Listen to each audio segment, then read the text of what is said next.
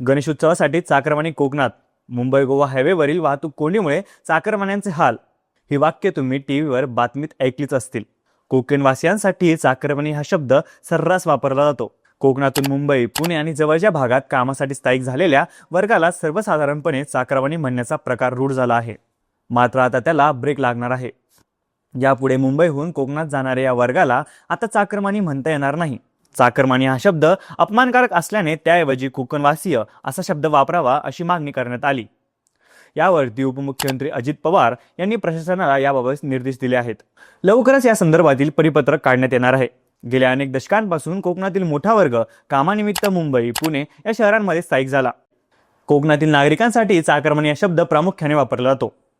चाकर हा शब्द सेवक आणि मानी म्हणजे मानणारा यातून चाकरमानी हा शब्द तयार झाला आहे. पण आता चाकरमानीऐवजी कोकणवासी हा शब्द वापरला जाणार. ही कोकणवासियांसाठी आनंदाची गोष्ट आहे.